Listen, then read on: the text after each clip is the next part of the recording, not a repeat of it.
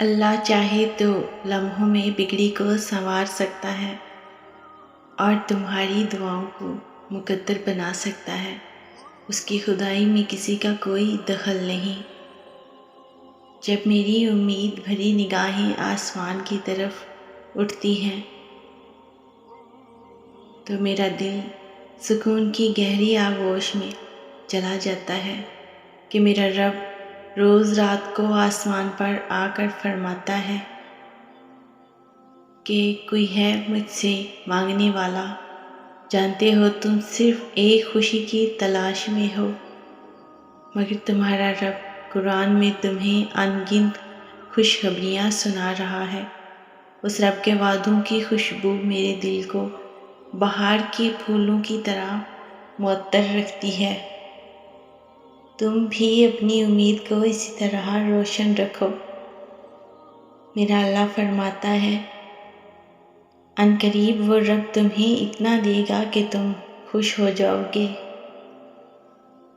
سنو، دعائیں وقت لیتی ہیں لیکن وہ قبولیت سے پہلے تمہارا صبر آزماتی ہیں۔ سنو، ان آزمائشوں کے بعد تمہاری دعاؤں کا پورا ہونا ابھی باقی ہے۔ دعا گرتے ہوئے کو تھام لیتی ہے، دعا بکھرے ہوئے کو سنبھال لیتی ہے۔ اگر وہ نیند سے اٹھا کر تمہیں تہجد کے سجدے کی طرف کھینچ لا رہا ہے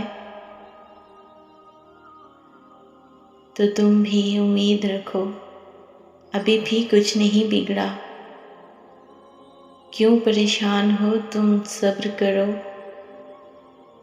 وہ رب صبر کرنے والوں کو ان کی سوچ سے بڑھ کر نوازتا ہے۔ اللہ جب تمہیں آزمائش میں ڈالتا ہے، اس آزمائش سے نکلنے کا وسیلہ پہلے ہی تمہارے لیے بنا دیتا ہے۔ تم اپنی ساری دل کی باتیں اللہ سے کیا کرو۔ جب دعا کرتے وقت تمہاری آنکھوں سے آنسو آنے لگے نا تو سمجھ لینا تمہاری دعا بارگاہ الہی میں قبول ہو چکی ہے۔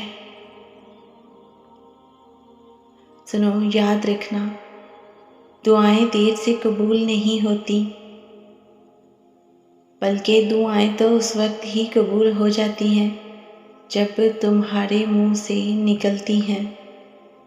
لیکن ان قبول ہوئی دعاؤں کے لیے اللہ نے بہتری کا لمحہ رکھا ہوتا ہے۔ اللہ فرماتا ہے، یقیناً ہم اچھے قبول کرنے والے ہیں۔ یعنی جب تمہاری مانگی ہوئی چیز تمہارے حق میں بہتر ہوتی ہے اور ہو سکتا ہے جو وقت اب تم مایوسی کی نظر کر رہے ہو وہی ان دعاؤں کے پورا ہونے کا وقت ہو۔ یقین رکھو اپنے رب پہ اور مایوس مت ہونا۔ اللہ فرماتا ہے، اور جو یقین رکھتے ہیں ان کے لیے خدا سے اچھا حکم کس کا ہے؟ راستے بنانا اللہ کا کام ہے۔ تم بس دعائیں کرتے رہو اور اللہ پر یقین رکھو، تمہاری دعائیں بہت جلد قبول ہوں گی۔